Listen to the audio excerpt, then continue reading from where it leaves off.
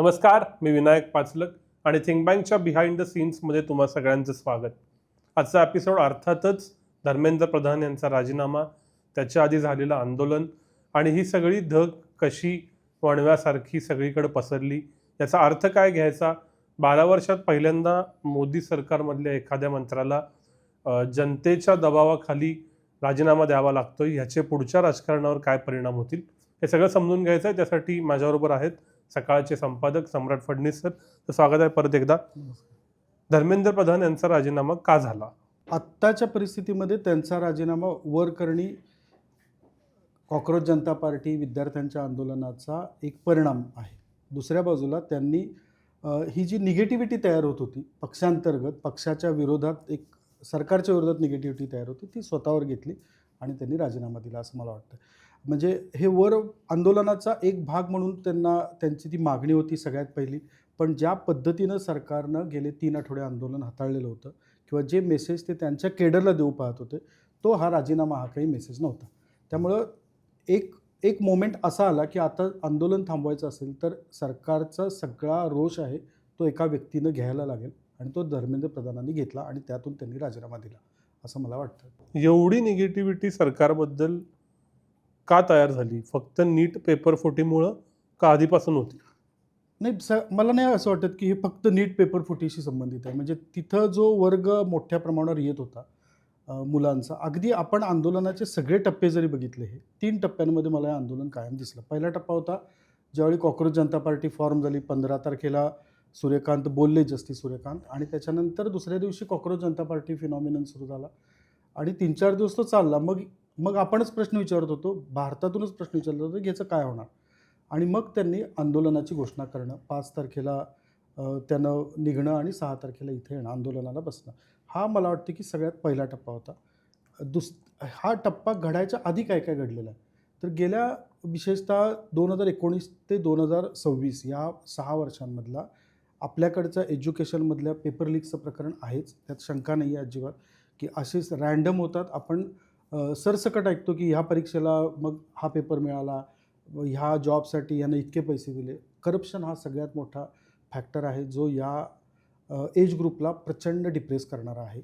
दुसरा फॅक्टर होता की हे कुणाचंच ऐकत नाहीत. म्हणजे हे सरकार म्हणून जे काही दिल्लीत बसलेले लोक आहेत ते कुणाचंही ऐकत नाहीत आणि ते कुणालाच दाद देत नाहीत. असा एक ज्याला काय म्हणता येईल असा वॉल प्रचंड मोठी उभी केली आणि त्याच्या पलीकडे सरकार आहे आणि अलीकडे जनता आहे. हा एक फिनॉमिनन होता. तिसरा जो महाराष्ट्रभर विशेषतः मला महाराष्ट्रात उत्तर भारतामध्ये फिरताना जाणवतं की ज्या फॅक्टरकडे आपण ज्याची चर्चा प्रचंड होती, प्रत्यक्षात त्या फॅक्टरवर सरकार किंवा पॉलिसी म्हणून खूप कमी काम होते, तो फॅक्टर आहे तो बेरोजगारीचा.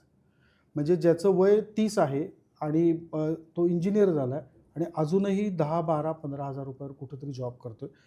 यांचं प्रमाण तुम्हाला उत्तर भारतात सुद्धा तेवढंच दिसतं, तेवढंच तुम्हाला मध्य भारतात दिसतं, अगदी गुजरातपर्यंत हे प्रमाण दिसतं, महाराष्ट्रात सर्वाधिक दिसतं कारण आपल्याकडे एज्युकेशन सिस्टीम खूप चांगली आहे. ज्यावेळी साऊथमध्ये एक ॲक्टर निवडून येतो इतक्या मोठ्या बहुमताने आणि त्याच्यामागं जेनझी हा सगळ्यात मोठं फॅक्टर आहे असं म्हटलं जातं, त्यावेळी ऑब्व्हियसली कुठल्याही पातळीवर हे कळत होतं की हा एक रोष आहे आणि हा रोष पॉलिटिकली कुठंतरी व्यक्त होईल. हा व्यक्त झाला आणि त्यामुळे मला वाटतं की हे फक्त एक comment is just a trigger point. त्याच्या आधी हे साचत आलेल्या गोष्टी आहेत आणि ह्या आंदोलनातल्या मुलांची वय जर बघितली ती 18 ते 25, 26, 35चा माणूस खूप रेअरली दिसावा अशी परिस्थिती होती. तर ह्या सगळ्या वर्गाला जो आत्ता मानसिक आर्थिक सोशल सिक्युरिटीचा त्रास जो होतो तो सगळा तिथनं व्यक्त झाला. त्यामुळे त्याला पार्श्वभूमी होती. जरी ते रात्रीत उभं राहिलेलं आंदोलन असलं तरी त्याला हा भारतातल्या वेगवेगळ्या शहरी, निमशहरी आणि ग्रामीण भागामध्ये सुद्धा असलेला रोष होता जो व्यक्त झाला असं दिसतं. जी आंदोलनात मुलं आली दिल्लीत प्रामुख्यानं, मग मुंबईत झालं, पुण्यात पावसात एक हजारो मुलं एकत्र जमा झाली, त्यांची आंदोलनात यायची कारणं काय होती असं तुम्हाला जाणवलं तुमच्या रिपोर्टर्सकडून, तुमच्या स्वतःच्या ग्राउंड ॲनालिसिसमधून, आणि ती व्हॅलिड होती का? सगळ्यात आधी मी दिल्लीतलं सांगतो. दिल्लीत 7 ते 9 असे 2 टप्प्यांमध्ये 9 लोक एकूण काम करत होते. त्या सगळ्यांकडनं येणारा फीडबॅक एक होता की पहिलं अगदी सुरुवातीचं जे होतं आंदोलन सुरू झालं आणि मग आपण सगळीकडे पाहिलं की कसं एक मोठा दिल्लीतला वर्ग होता मीडियाचा जो रिपोर्ट करत होता की आंदोलन फसलं. त्यावेळी फक्त दिल्लीतली मुलं होती. विशेषतः JNU पासून ते जामिया मिलियापासून अशा सगळ्या तिथल्या युनिव्हर्सिटीजमध्ये काम करणारी मुलं होती. तिथं शिकणारी, तिथल्या स्पर्धा परीक्षांसाठी तिथं गेलेली अशी मुलं होती. ज्यावेळी आंदोलनाचा वांगचुकांची त्यात एंट्री झाली आणि आंदोलनाचा विस्तार वाढायला लागला, त्यावेळी सगळ्यात पहिल्यांदा उत्तर भारतातनं मुलं आली. त्यातही बिहारसारख्या ठिकाणाहून आलेली आहेत, उत्तर प्रदेशमधनं आलेली आहेत, उत्तर प्रदेश बिहारच्या बॉर्डरवरनं, राजस्थानसारख्या भागातून आलेली होती पहिल्या 4 दिवसांमधले. हे असं नव्हतं की हे काही एकदम यांना कोणीतरी पैसे दिलेत आणि आणलेत.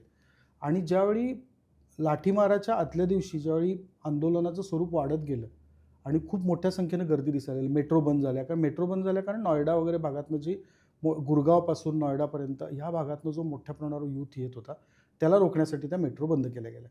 आणि लाठीमार हा सगळ्यात मोठा ट्रिगर दुसरा होता, की ज्यावेळी त्याच्यानंतर जे शेवटच्या 4-5 दिवसांमध्ये आहेत ती भारताच्या वेगवेगळ्या भागांमधली आहेत. असं नाही की दिल्लीमध्ये फक्त दिल्लीतली 4 मुलं जमली आणि तिथलीच 4-5 हजार झाली. ज्यांनी पहिलं आंदोलन बघितलेलं होतं, ज्यांचं असं म्हणणं होतं की रिस्पॉन्स काहीच नाही आहे, त्यांचं असं म्हणणं होतं की 5 ते 7 हजार मुलं पहिल्या दिवशी उपस्थित होती. तीच माणसं शेवटच्या दिवशी ज्यावेळी आंदोलन एका पीकला गेलेलं होतं आणि वांगचुकांना सरकारनं उचलून नेलेलं होतं, त्याच्यानंतरच्या दिवशी तिथं लाखापेक्षा जास्त समुदाय होता आणि तो सगळा यूथ होता. आणि तो काय फक्त दिल्लीतला नव्हता, तो सगळ्या देशाच्या वेगवेगळ्या भागातनं खिशातले पैसे घालून आलेली मुलं होती. हा एक भाग. मुंबई, पुणे किंवा अगदी नागपूरसारख्या ठिकाणी झालेलं आंदोलन असेल, आपण पाटण्यामधल्या आंदोलनाचं उदाहरण बघू. हे आंदोलन मोबिलाईज करण्यासाठी ज्या टेक्नॉलॉजीचा आणि ज्या मीडिया प्लॅटफॉर्मचा वापर झाला, त्याच्यात आपले TV, पेपर यांचा काही रोल नव्हता. हे कोण विचारत पण नाही, ती बघत पण नाही, त्यांना त्याच्याशी देणं घेणं पण नव्हतं. पण त्यांचे व्हॉट्सअप ग्रुप आहेत, त्यांचे इंस्टाग्राम खूप चांगले ग्रुप्स आहेत. एक इंस्टाग्रामचा मेसेज ते व्हायरल करण्याची ताकद आहे आणि ती सगळीकडं सगळ्यांपर्यंत पोहोचवत आहेत. चॅनल्स तयार करत आहेत स्वतःचे आणि त्यातून मोबिलायझेशन केलं. म्हणजे यांनी कुठल्याही जे आपण कन्व्हेन्शनल फ्रेमवर्कचा विचार करतो, आंदोलन मोबिलाईज होण्यासाठी जे लागेल, असं कुठलंही बघितलेलं नव्हतं. एक मेसेज तयार करून जो आपल्यापर्यंत आला पण नाही आणि पुण्यासारख्या ठिकाणी 15-20 हजार मुलं रस्त्यावर आली. अगदी पोलिसांचा अधिकृत रिपोर्ट 8,000 ते 9,000च्या आसपास आहे. आता पोलीस अशा ठिकाणी कमी आकडा सांगतात, सरकारच्या विरोधात असेल त्यावेळी. त्यामुळे अंदाज केला त्याच्यात दुप्पट मुलं होती. तर 15,000 मुलं ही काही फक्त बातम्या वाचून वगैरे आले मला अजिबात वाटत नाही. त्यांचे स्वतःचे कम्युनिकेशनचं नेटवर्क आहे. त्या नेटवर्कवर त्यांचा ह्या सगळ्या कन्व्हेन्शनल ट्रॅडिशनल नेटवर्कपेक्षा जास्त विश्वास आहे. ते नेटवर्क वाचून ते नेटवर्कचा सगळा रिस्पॉन्स म्हणून ते आलं. आणि हे महाराष्ट्रातल्या वेगवेगळ्या भागांमध्ये, भारतातल्याही बऱ्याच ठिकाणी, बेंगलोरसारख्या ठिकाणी हेच सांगितलं होतं की त्यांनी रेग्युलर चॅनलचा वापरच केलेला नाही, मीडिया प्लॅटफॉर्मचा. आता तिसरा, ते ज्या कारणांसाठी आले त्यातला सगळ्यात मोठं मला वाटतं की जो शिकतोय मुलगा, कॉलेजमध्ये आहे किंवा ज्याला इंजिनिअरिंगला आहे, इंजिनिअरिंग झालं आहे नुकतंच, त्याला ह्या सगळ्यातले फ्लॉज दिसत आहेत आणि हे चुकीच्या व्यवस्थेनं चाललेलं आहे. ही सिस्टीम बदलायला हवी आणि ही नवीन सिस्टीम आपण एस्टॅब्लिश करू. नवीन कुठल्याही माहिती नाही आहे अजून, आपल्यालाही माहिती नाही, त्यांनाही माहिती आहे, असं काही कारण नाही आत्ता लगेच.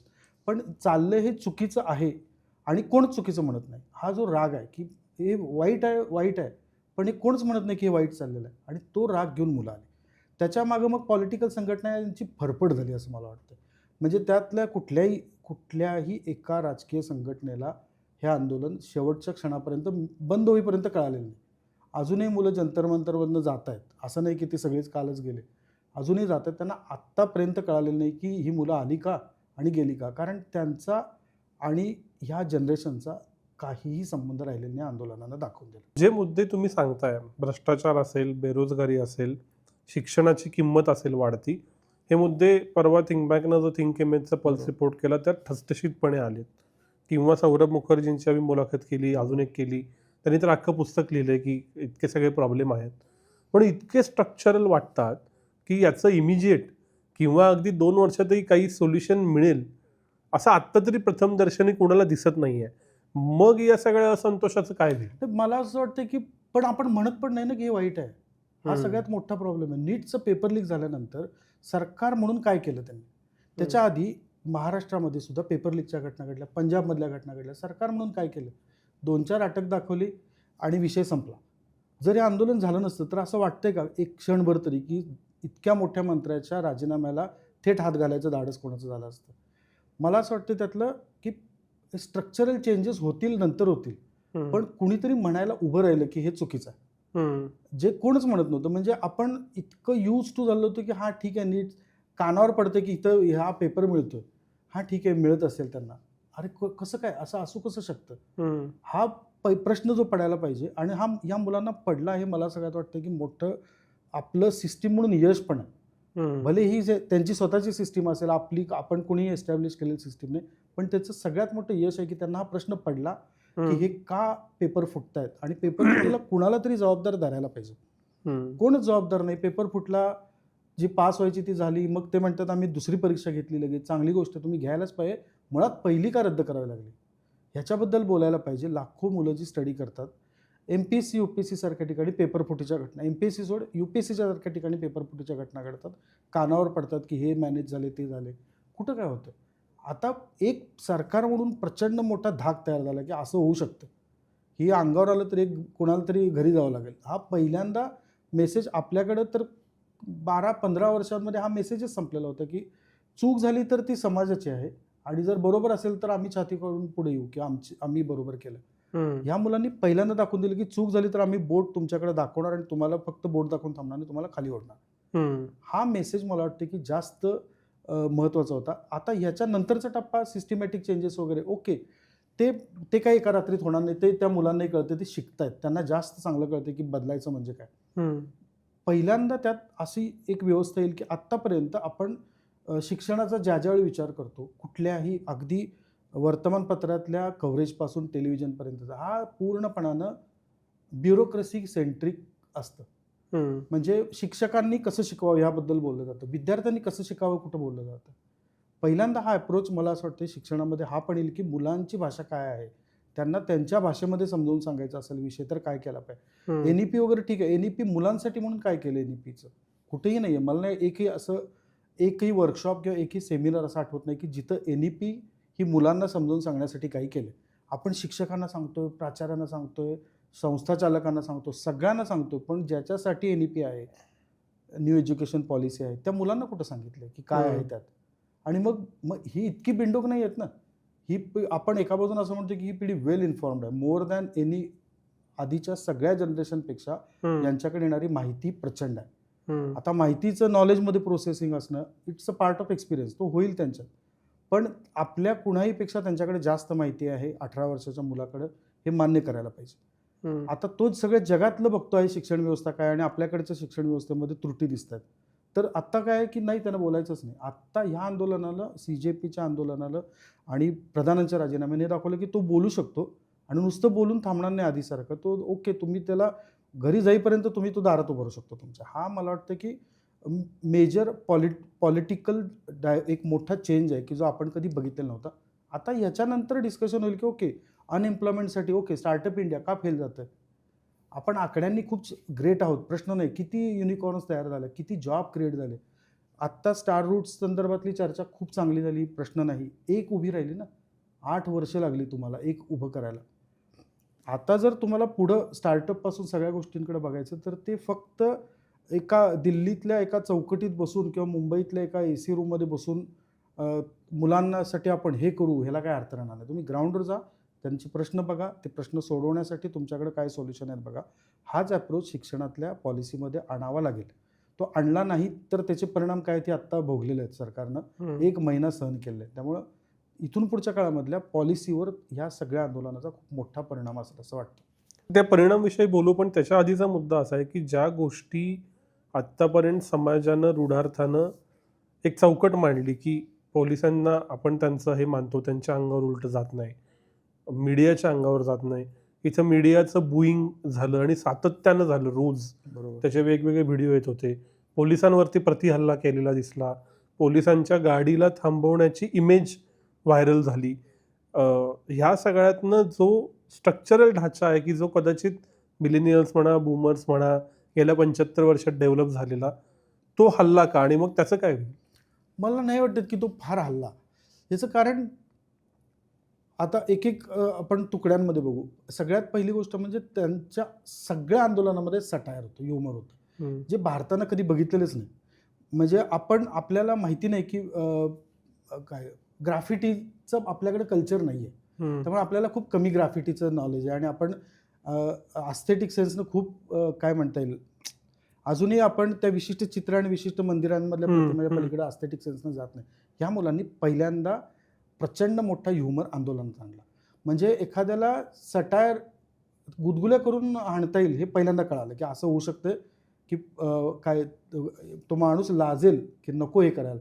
पोलिसांचा लाठी हल्ला झाल्यानंतरच्या काय ढकलाढकली, पोलिसांवरचे हल्ले हा एक भाग झाला, ज्याची चौकशी ज्याच्यात गॅरंटेड असं कोणी म्हणत नाही, की फक्त आंदोलकांनी केलं. कारण हा पार्ट असा होता, की त्या क्षणाच्या 50-75 हजाराच्या मॉबमध्ये आंदोलक खरे कोण आहेत, मुलं कोण आहेत आणि कुठल्या पॉलिटिकल पार्टीची कोण घुसली, हे आजही दिल्ली पोलीस सांगू शकत नाही. त्यामुळं त्याच्यावर चर्चा होत राहील, त्यावर त्या मुलांवर कारवाई, त्यातले जे आंदोलक नसणाऱ्या लोकांवर कारवाई व्हायची ती होईल, नाही झाली तर त्याचा पाठपुरावा करतील. पण ह्या मुलांनी जे सटायर आणलं ना, त्याच्यापुढं सगळेच झोपले ना, आडवेच झाले, काहीच करू शकत नव्हते. ती एक प्रतिमा आहे, ती मराठी मुलगी आहे, जिनं पोलिसांची गाडी अडवली. पण त्याच्यानंतर हजारो मुलांनी पोलिसांसमोर मजेशीर ॲक्टिव्हिटी केल्यात आणि पोलिसांना माहिती नाही काय भाषा आहे ती. हा प्रॉब्लेम परत आपण त्या जनरेशनपासून पूर्ण तुटलो आहे. म्हणजे मला माहिती नाही, एकच ह्यातली चलाखी आणि हुशारी एकच होती पंतप्रधानांची, की ज्यांना माहिती होतं ही मुलं जागी किती वाजता होतात, ही 12 वाजता फ्रेश असतात रात्री. हा गडी 12 वाजता आला आणि भाषण काय केलं, दुसऱ्या दिवशी सुधारणा करून अजून फक्त थँक्यू म्हणायला आला आणि गेला. मला वाटतं की हा पॉलिटिकल सेन्स आहे. हा पॉलिटिकल सेन्स कुठल्याच आत्ता या क्षणी दुसऱ्या लिडरमध्ये नव्हता. त्यामुळं ती ज्यावेळी तुम्ही चर्चेला मुलं बसली, 2 मंत्री आहेत, तर ही हाताची घडी करून अशी बसली होती. अशी कुठे आहेत की ती उद्धट बसली आणि त्यांच्या अंगावर आता काय मांडीवर हात ठेवून बसली, असं नव्हतं. त्या मुलांनी द्यायचा तो रिस्पेक्ट त्या सिस्टीमला, व्यवस्थेला दिला. त्यांनी कुठेही असं म्हटलं नव्हतं, बरं ह्याला एक चेहरा, अभिजित जस्ट फेस किंवा वांगचूक ही जस्ट ते काय म्हणता येईल, एक कॅटलिस्ट आहे. अभिजितसुद्धा धाडस करणार नाही किंवा वांगचूकसुद्धा की आंदोलन मी उभं केलं. त्यामुळे ह्या आंदोलनाला अशी फेसच नव्हती ना, की ह्या एका व्यक्तीभोवती, ह्या एका पॉलिटिकल पार्टीभोवती. त्यामुळे तर आपल्याकडच्या पॉलिटिकल पार्टीसुद्धा दबकत होत्या ना. त्यांनी जो काही ढाचा तयार केला आहे, सिस्टीम त्यांची स्वतःची, ती ह्यात कुठं दिसतच नव्हती त्यांना. त्यामुळे एंट्री कुठनं करणार ते. त्यामुळे तेही बाजूला राहिले. मला अजिबात असं वाटत नाही की यानं काही फार निगेटिव्ह आणि वाईट असं काही सिस्टीम म्हणजे नवीन काही ट्रॅडिशन सेट केलं. उलट यांनी जे दिलं ना, की ते इतकं गुदगुल्या करून आंदोलन करता येतं. म्हणजे उद्या असे प्लॅकार्ड घेऊन जर मुलं उभी राहिली तर किती भीती वाटेल, अब्रू जाईल माझी. त्याच्यापेक्षा ओके, ह्या गोष्टी यांचं काय आहे, यांना आत घ्या, चर्चा करा, इथंपर्यंत येतील. म्हणजे ह्यातले सगळे मीम्स मला म्हणजे ह्या 20-22 दिवसांमध्ये जे जाणवलं, हे कल्चरली खूप इंटरेस्टिंग आंदोलन होतं, ज्याचा आपण विचारच केला नाही. हे कल्चर आपल्या आंदोलनाचं कल्चर नव्हे. आपल्या आंदोलनाला एक 100 वर्षाची स्वातंत्र्य लढ्यापासून अगदी अण्णा हजारे धरला कालपर्यंतचं तर तिथंपर्यंत आहे. त्याच्यातनं पॉलिटिकल लीडर उगवतात आपल्याकडं. पण त्यांची एक पद्धत आहे ठरलेली आंदोलनाची. ही पद्धतच त्यांनी मोडून काढली ना. हे कम्प्लीट ग्लोबल लेवलला करत होते. मीम हे आपलं कल्चर, आपल्याकडे मुळात आपण जोगला कमी असतो. विनोद हा आपल्याला त्रासच असल्यासारखा वागतो आणि पॉलिटिकल लीडर्स विनोद करताना फसतात, त्यामुळे ते पण टाळतात.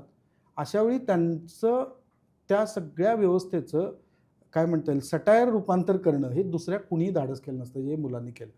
आणि यांनी इनोसंटली केलं. हे काय असं फार म्हणजे हातानं लिहून आणलेले कित्येक तरी आहेत. पुण्यासारख्या ठिकाणी त्यांनी आणलेले फलक बघितलेले होते. मुंबईसारख्या ठिकाणी आणतात, नागपूरसारख्या ठिकाणी, औरंगाबादसारख्या संभाजीनगरसारख्या ठिकाणी आंदोलनात घेऊन आलेले फलक मजेशीर होते सगळे. कुठेही त्यात शिवी, ओके 100मध्ये एखाद्याने शिवी दिली तर ठीक आहे, तीच मुलं परत त्यांना शांती करताना बघितली. नाही आपण शिवी नाही द्यायची, आपण असं वाईट नाही बोलायचं आणि पण आंदोलन करायचं आपल्या पद्धतीनं. मला वाटतं हा सगळ्यात मोठा मेसेज त्यांनी ह्यातनं दिला, की असा सटायर, ह्युमर इतक्या मोठ्या पॉलिटिकल सिस्टीममधल्या धर्मेंद्र प्रधान काही छोटा नेता नाही आहे. धर्मेंद्र प्रधान हा लंबी रेस का घोडा म्हणतात. खूप मोठी मोठी नावं पुढच्या पदांसाठी त्यांच्या प्रधानांसाठी घेतली जात होती. अशा माणसाला हात घालायचा आणि त्याच्या राजीनाम्यासाठी असले फलक घेऊन रस्त्यावर बसायचं, मला वाटतं ह्याला खूप मोठं काय धाडस लागतं आणि ते त्या मुलांमध्ये होतं. त्यामुळे सिस्टीम नाही मोडली यांनी कुठली.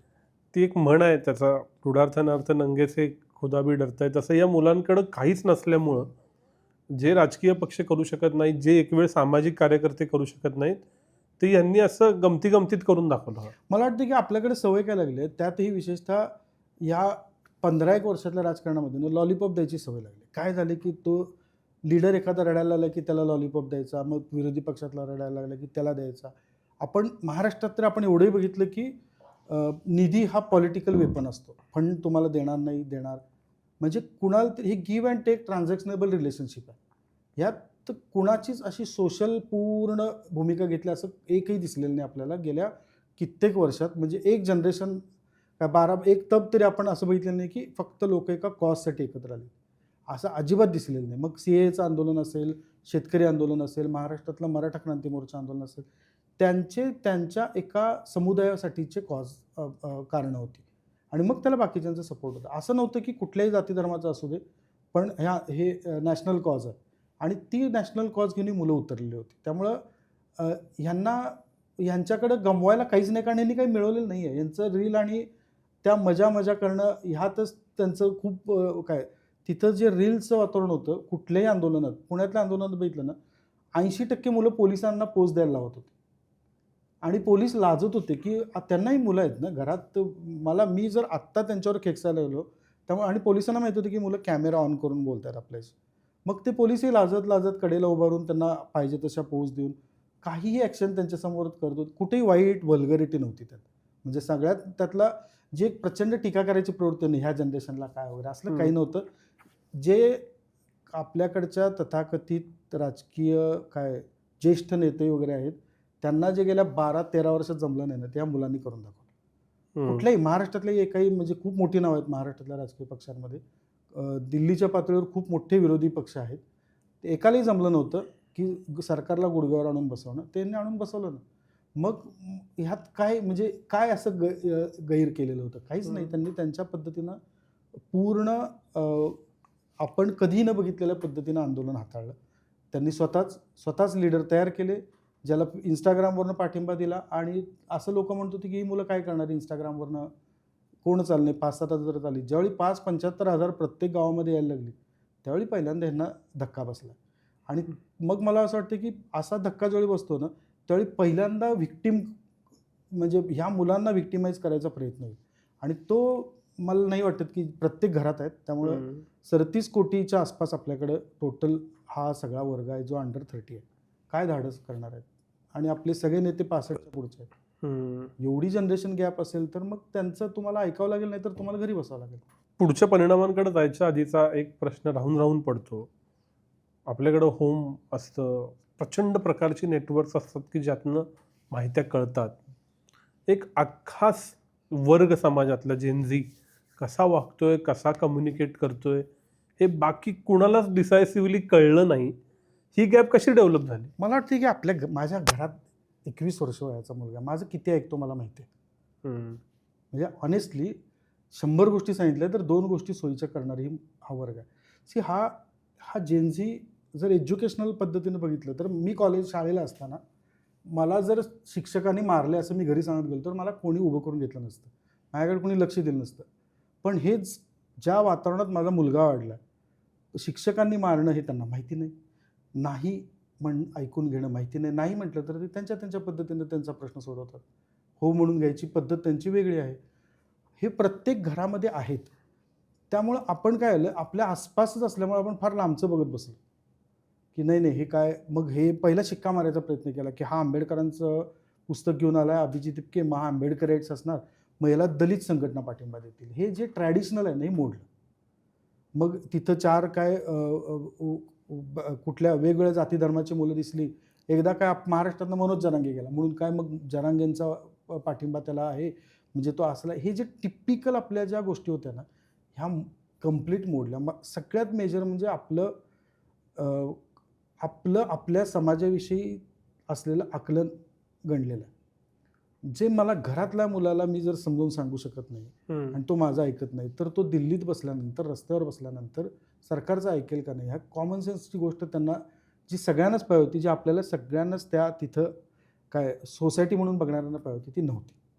ह्या मंत्र्यांना काय मुलं नाहीत का? ती मुलं काय त्यांचं ऐकतात का? सगळं नाही ऐकत ना. मग ही कशी ऐकतील मुलं? हे तरी विचार करायला पाहिजे होता. आपण जर मी घरात समजून सांगायची माझी पद्धत वेगळी असेल, मी आताचा कुठला बाप काठी घेऊन मुलाच्या मागं लागतो? नाही लागणार ना. मग तुम्ही पोलीस कसे सोडता अंगावर त्यांच्या?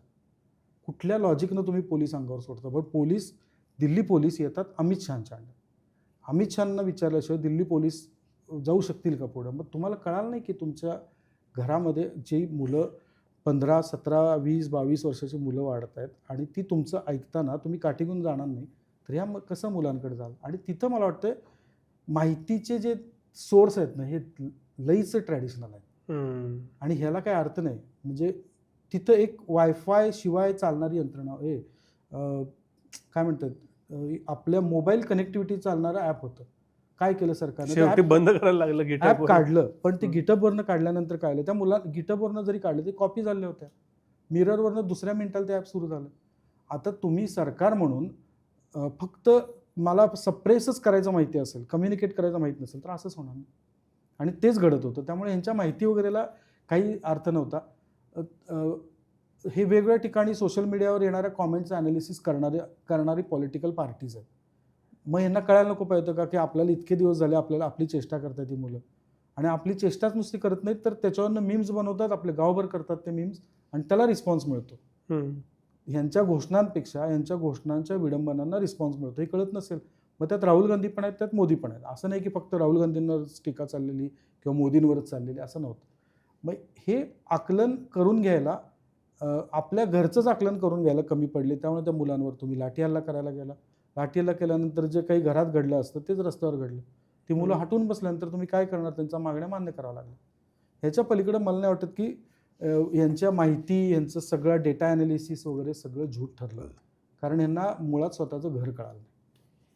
हे वाऱ्यासारखा आला आणि वणवा झाला तो तर आता आत्तापुरतं तरी थांबलाय. त्याचे परिणाम काय काय होतील असं वाटतं? मला वाटतं आत्ता जसं आपण आधी म्हटलं की पॉलिटिकल पार्टीजना आणि गव्हर्नमेंटना ते ज्या पद्धतीनं तरुण वगैरे भाषा वापरतात आणि कृतीमध्ये शून्य आणतात, हा जो ढोंगीपणा आहे हा ढोंगीपणा बंद करावा लागेल.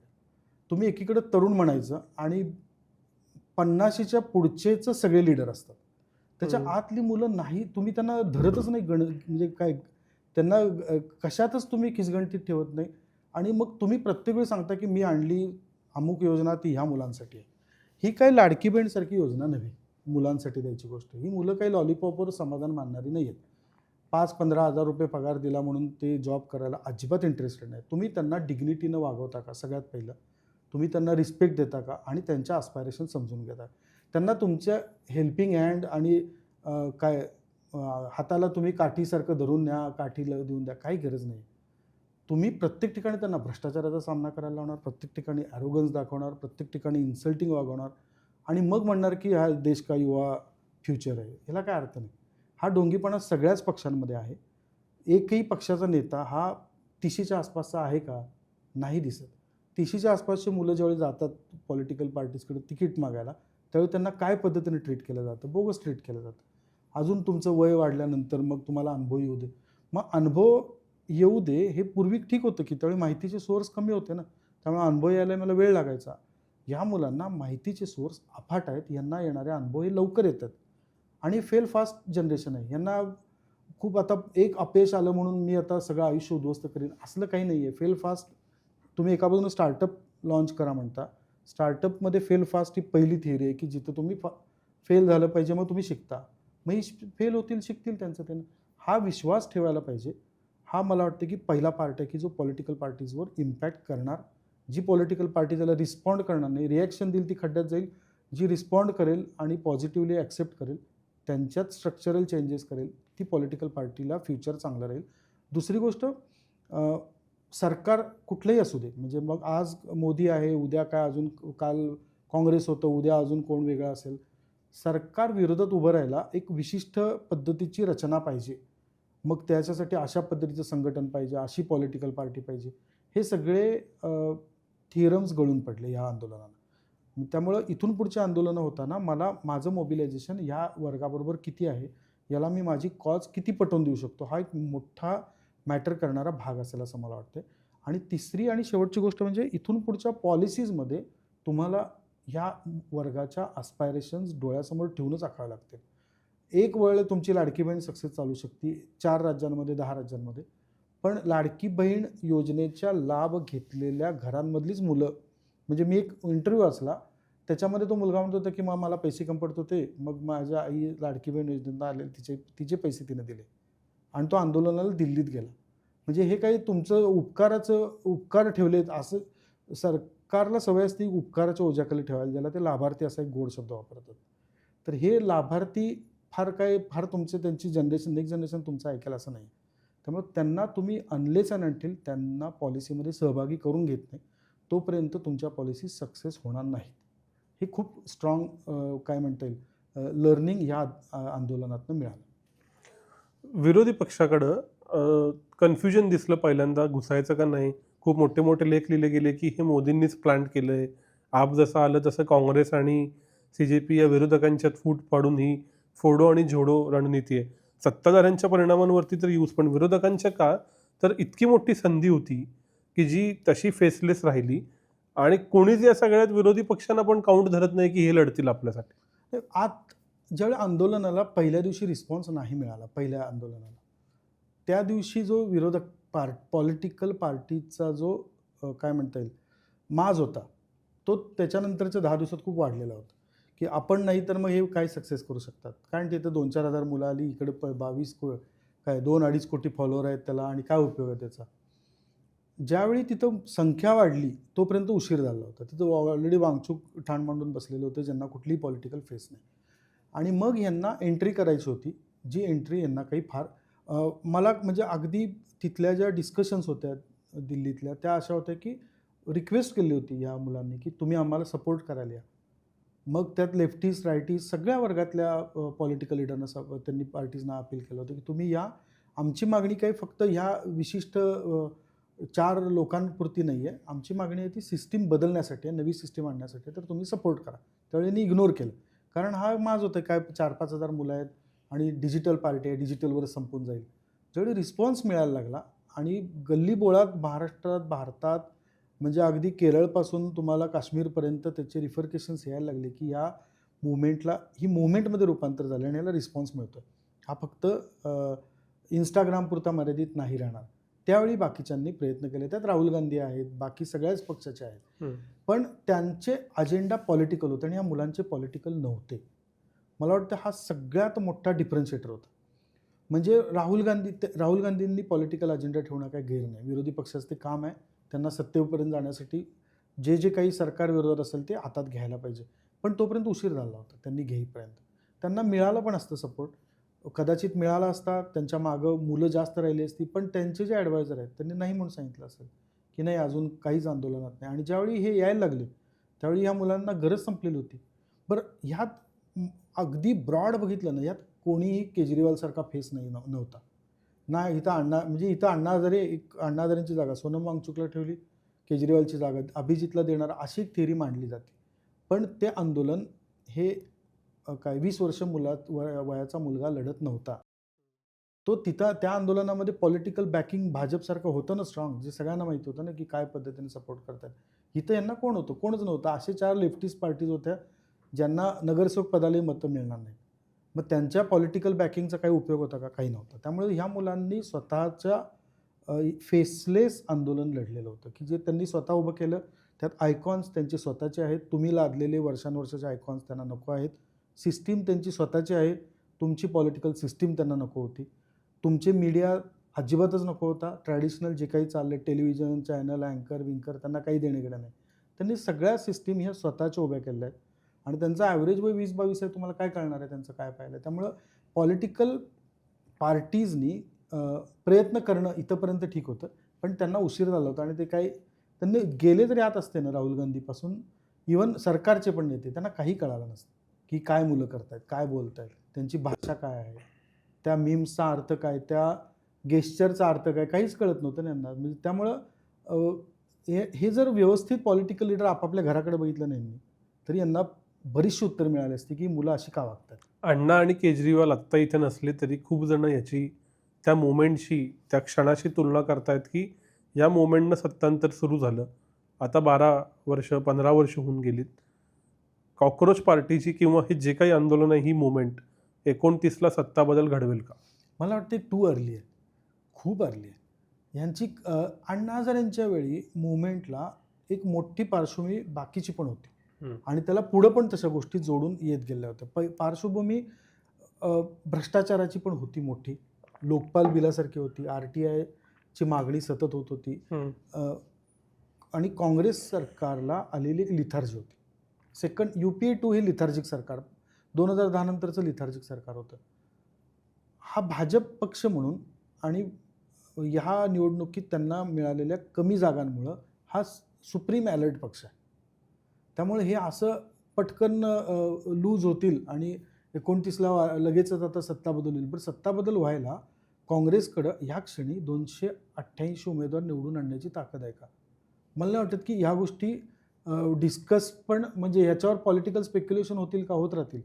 पण आता उदाहरणार्थ महाराष्ट्राचं घेऊ. महाराष्ट्रामध्ये येत्या 2029ला साधारण 1 कोटी मुलं असणार आहेत, जी फर्स्ट टाईम वोटर आहेत, की ज्यांचा जन्म 2009 ते 12 ह्या काळात झालेला असणार आहे आणि ते 29ला पहिल्यांदा मतदान करणार आहेत. आता 2009ला ज्याचा जन्म झाला आहे आणि तो 2012ला ज्याचा जन्म झाला आहे आणि तो 29ला मतदान करणार आहे. आता 12 ही काय फार जुनं माझ्या दृष्टीनं काल परवा घडलेली घटना आहे. त्या मुलाच्या दृष्टीनं तो जन्मलाय मोबाईलवर, त्याचं सगळं शिक्षण मोबाईलवर, कम्युनिकेशन मोबाईलवर, तो काय 8वी 10वी जे काय झाला आहे तो झूमवर झाला आहे किंवा मीटवर झाला आहे. अशांबरोबर अशा मुलांचा अल्गोरिथमिक पटकन विचार करणं आणि त्यांना त्या कप्प्यामध्ये टाकणं की हा भाजपचा आहे, हा काँग्रेसचा आहे, हा डावा आहे, हे पॉलिटिकल पार्टीजनी किंवा आपल्या ॲनालिस्टनी आत्ता सुरू केलं ना तर ते खड्ड्यात जाईल. जसं कुणालाच कळालं नाही की आंदोलन एवढं मोठं आहे. जर कळालं असतं तर मग सगळ्यांनी आधी स्टँड घेतला असता, हा थोर माणूस आहे म्हणून. हे कळालं नाही. त्यामुळं 29च्या इलेक्शनसाठीचं बेंचमार्किंग करणारं हे आंदोलन आहे असं मला वाटत नाही. हे पूर्ण नवा ट्रेंड सेट करणार आहे आंदोलनाचा. कम्युनिकेशनमध्ये बदल करण्याची मागणी करणार आहे, तुमच्या पॉलिसीजना झिडकारणार आहे. त्यामुळं सरकार रिस्पॉन्ड कशा पद्धतीनं करतं आहे, राजीनामा घेऊन केलं आहे, अजून काही 4 गोष्टी करतील, तर हे चित्रही बदललेलं दिसू शकतं. म्हणजे फक्त विरोधी पक्षांना फेवरेबल जो काळ होता तो त्यांनी गमावला आणि आत्ताचा काळ काही फेवरेबल आहे असं मला वाटत नाही. ह्या सगळ्याचा शॉर्ट टर्म इम्पॅक्ट म्हणून जी डिफायनिंग विधेयकं येणार होती आणि ज्याच्यासाठी फोडाफोडीचं राजकारण चालू होतं, ती येतील का त्यांना पण पॉज लागेल? मला वाटतं ते सरकार शहाणं आहे, ते नाही करणार असं फोडाफोडीसाठी आत्ता ते खूप सज्जन दाखवतील की आमच्या एवढं सज्जन कोण नाही, नैतिकदृष्ट्या आम्ही कसे स्ट्रॉंग आहोत आणि वेळ बघतील, वेळ घेतील. ते आत्ता इमिजिएट काही असं काही केलं आणि त्याची रिॲक्शन म्हणून परत आंदोलन कुठलं सुरू झालं ज्याच्यामध्ये यूथ आता विरोधी पॉलिटिकल पार्टीसुद्धा शिकल्यानं की मुलांनाच मोबिलाईज करायला पाहिजे, त्यांनी त्याच्यात काही केलं. तर त्यामुळं सरकार त्यांचे जे काही विधेयकं म्हणजे अगदी डिलिमिटेशनपासून आहे ते आत्ता ह्या क्षणी तरी ह्या अधिवेशनापुरतं तरी ते होल्ड करतील, काही गडबड करणार नाही. जसं त्या अशी एक चर्चा दिल्लीमध्ये खूप मोठ्या प्रमाणावर गेले 15-3 आठवडे होती की कॅबिनेटमध्ये मोठ्या प्रमाणावर रिशफल होणार आहे. हे रिशफल झाले असतेच, प्रधानांचा राजीनामा वेगळ्या पोर्टफोलिओ मिळाला पण असतं त्यांना, पण आत्ताच्या कंडिशनला सरकार बॅकफूट राहिलं नाही, रिशफल केलेलं नाही त्यांनी.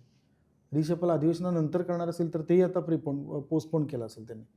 म्हणजे मग आम्ही तुमच्या सगळ्याच मागण्यांना आम्ही काय नमलो असं कुठं मेसेज जाऊ नये ह्यासाठी ते काळजी घेतील. त्यामुळं विधेयक आणणं किंवा सरकारमधले बदल करणं हा आता 1 महिना 1.5 महिना पुढं ढकललेला पार्ट आहे. आणि एक अजूनही काय म्हणता येईल ज्याला विश्वास ह्या लीडर्सच्या आणि आपण ज्याला सो कॉल्ड सिस्टीम म्हणतो मीडियापासून ते गव्हर्नन्सपर्यंतची पॉलिटिकल पार्टीची, त्यांच्या मनात आहे की या एज ग्रुपची मेमरीज खूप अटेन्शन स्पॅनच खूप कमी आहे, त्यामुळे विसरून जातील, आपण नंतर करू.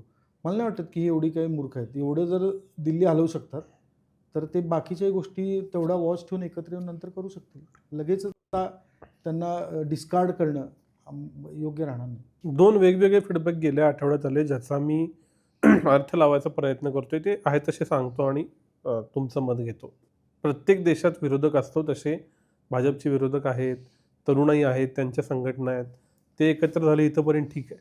पण जे सातत्यानं सेंटर टू राईट मानली गेलेले तरुण आहेत, ज्यांचे ऑफिशियल जे भाजपचे सदस्य आहेत, अशी घरं किंवा अशी मुलं, यांच्या खूप जणांच्या स्टेटसवरती धर्मेंद्र प्रधान यांचा राजीनामा व्हायला हवा असं होतं आणि धर्मेंद्र प्रधानांचा राजीनामा झाल्यावर आनंद होता की जो आपल्या भाषेत थेरॉटिकली भाजपचा व्होटर बेस आहे, तिथं डेंट बसल्याची खूप उदाहरणं गेल्या आठवड्यात कानावर आली, तुमच्या आली असतील.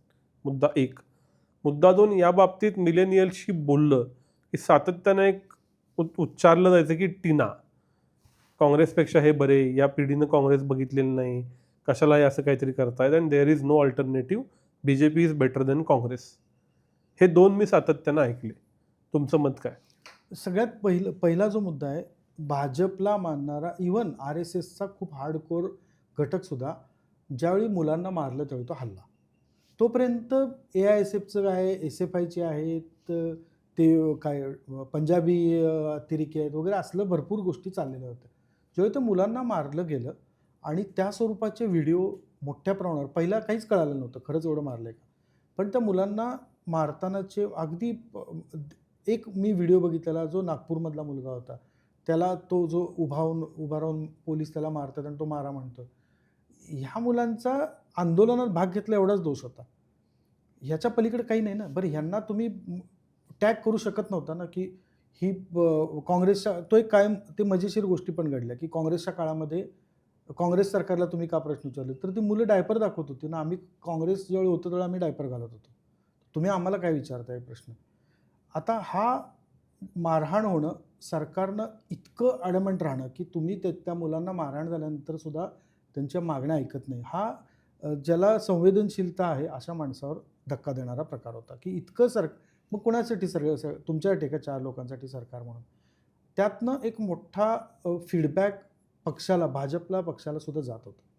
गॅरंटेड तो फीडबॅक जात होता की हा वर्ग मुंबईसारख्या ठिकाणी, ठाण्यासारख्या ठिकाणी जिथं भाजप शिवसेना हे सत्तेत आहेत वर्षानुवर्ष की नाही हे झालं हे चांगलं झालेलं नाही. हे असं नाही, हे हँडल करायची पद्धत चुकीची आहे. इतकं ॲडमेंट राहणं मुलांबरोबर चुकीचं आहे. हा मेसेज गेला सगळीकडनं गेला आणि तो मला वाटतं की इमिजिएट त्याचा काय पॉलिटिकल डिसिजन मेकिंगवर परिणाम होईल का मला माहीत नाही. पण अपेक्षाभंग होता की तुम्हाला आम्ही निवडून दिले आणि तुम्हाला सातत्याने निवडून दिले, तुम्हाला सत्तेत बसला आणि तुम्ही आमच्याच मुलांना मारता. हा जो मेसेज जात होता हा मेसेजचा एक परिणाम होता की सरकारवर प्रेशर आलं होतं. मग ते RSS सारख्या घटकांकडनं आहे, इंडियामधल्या घटक पक्षांकडनं आहे, भाजपच्या हार्डकोर लीडरशिपच्या कुटुंबांपासून ते त्यांच्या जवळच्या लोकांपासून सगळ्यांकडनं गेलेला मेसेज होता की जे झालं हे चुकीचं आहे. आणि सरकारनं म्हणजे सरकारचे जे काही निर्णय प्रक्रिया करणारा घटक आहे तो इको चेंबरमध्ये बसल्यासारखा होता. ज्याला ते बोलतात तेवढंच ऐकू येत होतं, स्वतः बोलतात ते, त्याच्या पलीकडे त्यांना बाहेरचं काय ऐकू येत नव्हतं. ज्यावेळी त्यांनी बाहेरचं ऐकलं आहे त्यावेळी त्यांनी ते निर्णय प्रक्रिया त्यांची जी काही 2 नेते नेमले आणि त्यांना मंत्री नेमले आणि गतिमान केली. त्यामुळं हा वर्ग पटकन जो नकारात्मक झाला भाजपबद्दल तो पॉलिटिकल डिसिजनपर्यंत येईल असं मला काही वाटत नाही. परत त्याच्यामागं देर इज नो अल्टरनेटिव्ह हा एक पार्ट राहतो. दुसरा ह्या घटकाला पॉलिटिकली पुढचे 3 वर्ष मोबिलाइज ठेवणं आणि माझ्या बाजूनं वळवणं ह्याच्यासाठी ज्या सक्षमपणानं विरोधी पक्ष म्हणून काम करायला लागेल ते आत्ता भारतामध्ये होईल का करण्याची म्हणजे काँग्रेसकडे ती कपॅसिटी आहे का 100% ती राहुल गांधीकडे आहे का 101% ती कपॅसिटी राहुल गांधीकडे आहे.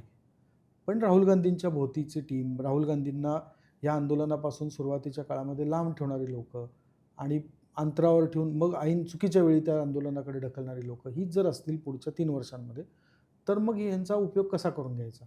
त्यामुळं इमिजिएट काही फार तोटा ह्या विरोधी गेलेल्या लोकांकडनं भाजपला आहे असं वाटत नाही. आणि विरोधक म्हणून ती जागा कॅप्चर करायला ऑलरेडी यांनी एक अल्टरनेटिव्ह दिलेला आहे. तो अल्टरनेटिव्ह जास्त मुलांना भावतो. ह्या तुमच्या दोन्हीपेक्षा म्हणजे दोन्ही लेफ्ट अँड राईटपेक्षा आम्ही जे काढलेलं आहे नवीन ती डिजिटल पार्टीज आम्हाला भावते तर त्या दिशेनं जाते. काय फार क्रांतिकारक 29चं आत्ता मूल्यमापन करण्यासारखा अजिबातच परिस्थिती नाही. रॅन्डम सुचलेला प्रश्न आहे. मोहब्बते सिनेमा आठवला की स्ट्रिक्ट हेडमास्टरची जी इमेज अमिताभ बच्चन यांची होती ती वेगवेगळ्या कारणानं ढासळते, ते ॲक्सेप्ट करतात. तसं आता ती इमेज तर भाजपची ढासळलेली आहे. भाजपची, नरेंद्र मोदींची, अमित शहांच्या अंडर दिल्ली पोलीस येतं म्हणून काय असेल नवी इमेज. मला वाटतं की ह्यातनं म्हणजे मी अगदी सुरुवातीला म्हटलं ना मला प्रचंड मोदींच्या कुठल्याही राजकीय गोष्टी त्यांनी ज्या पद्धतीनं पक्ष म्हणून भाजपला आणलं याला विरोध ह्या वैचारिक पातळीवर मी विरोध करत राहीन. पण त्यांनी ज्या पद्धतीने मुलांना रात्री रिस्पॉन्ड केलं ना ते दुसऱ्या कोणाच्याच गट्स नाहीत. ते आले काय ते व्हिडिओ करणं काय बरं इंस्टाग्रामवर त्यांनी ट्विट नाही केला तो व्हिडिओ इंस्टाग्रामवर पोस्ट केले कारण ते तिथं आहेत. मग आता मी 2 दिवसांपूर्वी असं ऐकलं की आंदोलनानंतर त्यांनी सगळ्या मंत्र्यांना पण सूचना दिल्यात की इंस्टाग्रामवर तुम्ही नाही आहेत. एक तर मला वाटतं की भाजपनं ज्या पद्धतीनं 2014 ते 17 या काळामध्ये ट्विटर आणि फेसबुकला एक काय अल्टरनेटिव्ह मीडिया म्हणून पुढे आणले. हे नसते ना आणले तर काही ट्विटर आणि फेसबुक एवढं नसतं आपल्याकडे, इतकं गल्लीबोळात पसर नसतं. कारण हा प्रत्येकजण मंत्री ट्विटरवर बोलायचा, फेसबुकवर बोलायचा आणि मग प्रेस मीडियाकडे यायचं. आता हळूहळू भाजप इंस्टाग्रामचं पण तसं करून टाकलं आणि हे घुसले ना की मग एकदम यांचे लाखभर फॉलोअर. पण मोदी इंस्टाग्रामवर फेक नाही आहे, 103 मिलियन फॉलोअर असलेला एकमेव लीडर आहे जगातला, त्याला इंस्टाग्रामवर फॉलोअरशिप आहे आणि तो अंडर 24 सगळ्यात मोठा वर्ग आहे. त्यामुळं त्यांनी जर ठरवलं की हे आपण ह्याच पद्धतीनं कम्युनिकेट करायचं तर करतात. मुंबई पोलिसांचं ट्विटर हँडल हे सगळ्यात फनी असतं, सगळ्यात मस्त असतं आणि सुंदर पद्धतीने ते हँडल करतात आणि आज नाही 4-5 वर्ष ते तसं मॅनेज करतात.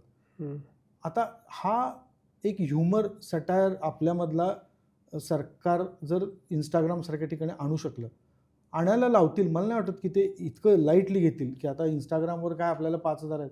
मला तर वाटतं भाजप ज्या पद्धतीचं काम करतं ना, उद्या नोटीस पण काढतील की तुम्हाला जर अर्ज करायचा पक्षाच्या पदासाठी इंस्टाग्रामवर काय तुम्हाला 1 लाख असतील तर एवढे, 10 लाख फॉलोअर असतील तर तुम्हाला हे पद मिळेल, असलेही काढतील.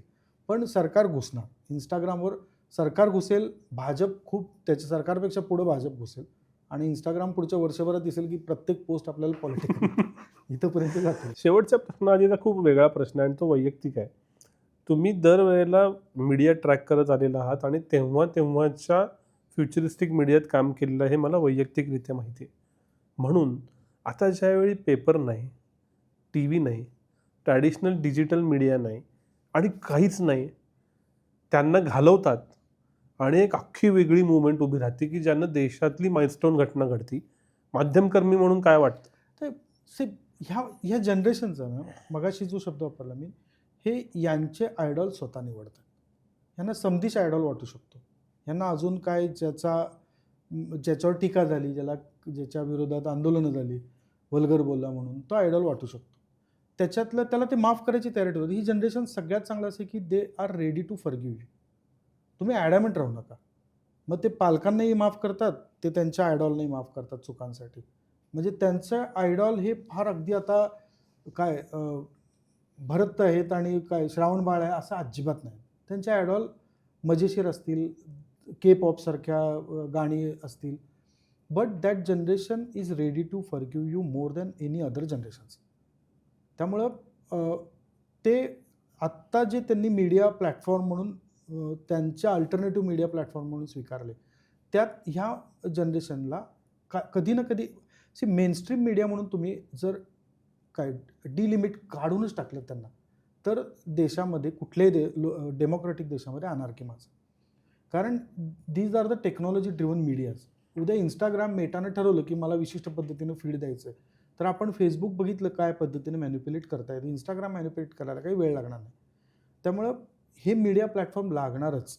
टेलिव्हिजन, प्रिंट, काही डिजिटल, इन्स्टिट्यूशनल मीडिया प्लॅटफॉर्म हे या जनरेशनला आत्ता ह्या क्षणी गरज वाटत नाही की आम्हाला आमचे आहेत, आम्हाला तुमची गरज नाही. पण इन्स्टिट्यूशनल मीडिया प्लॅटफॉर्मच तुम्हाला सोल्युशन प्रोव्हाइड करू शकतात. अल्टरनेटिव्ह मीडिया प्लॅटफॉर्म एंटरटेन करू शकतील. आता हा फरक लक्षात यायला ऑब्व्हियसली तसे धडे घ्यायला लागतील, तसं एज्युकेशन व्हावं लागेल आणि मग ते कळेल. त्यामुळं हे इव्होल्युशन मीडिया म्हणून प्रचंड मेजर आहे. दिल्लीतला विशिष्ट मीडिया आहे तो मोदींपेक्षा जास्त सरकार बघत आहे. म्हणजे ह्यात काही गैर नाही. एक वेळ मोदी म्हणतील की आमचं काही 4 चुकले, हे अजिबात म्हणणार नाहीत. आणि ही रिॲलिटी आहे. ती रिॲलिटी त्यांच्या जॉबच्या थ्रेटमुळे आली आहे, फायनान्शियल इन्सिक्युरिटीजमुळे आली आहे की ते तसेच आहेत माहीत नाही. पण दिल्लीतला एक विशिष्ट मीडिया वर्ग आहे की जो they are more loyal to the government than the government itself. त्यामुळं त्यांच्याबद्दल काय बोलायला नको, ते बदलतील न बदलतील. आपण ॲज अ मीडिया म्हणून मला असं वाटतं की शिकायला काय पाहिजे, तर आत्ता तुम्हाला either you have to become an influencer or you have to be with influencer की जे तुमचे असतील. नाहीतर तुम्ही हे त्यांना चांगली व्यवस्थित योग्य माहिती पोचवू नाही शकणार. आणि ह्या जनरेशनला जी माहिती ज्याच्या थ्रू येते आहे तोच विश्वासार्ह वाटत असेल आणि तो चुकीची माहिती पोचवत असेल तर तुम्ही काय करणार? घडू शकतं असं आपण बघितलं आहे. म्हणजे बेंगलोरसारख्या ठिकाणी नॉर्थ ईस्टर्न लोकांवर झालेले हल्ले हे धोकादायक होते. अशाच व्हॉट्सअप मीडियाचा त्यावेळेचा परिणाम होता. त्यामुळं असं होऊ शकतं. ही गृहीतकं धरून मेनस्ट्रीम म्हणून जे काही मीडिया शिल्लक आहे त्यांना बदल करावा लागतो. ते आहे असं चाललंय, मी आता संपादक आणि मी बसतो माझ्या रूममध्ये किंवा मी पत्रकार आहे मी काही बोलेन असं नाही. These people are more well inform than you. तर तुम्ही तोंडाला ते बरळणं आणि तुम्ही काही सांगणं आणि त्यांनी विश्वास ठेवणं असं होणार नाही. तर क्रिटिसिझम ॲक्सेप्ट करावी लागेल आणि तो बदल करावा लागेल.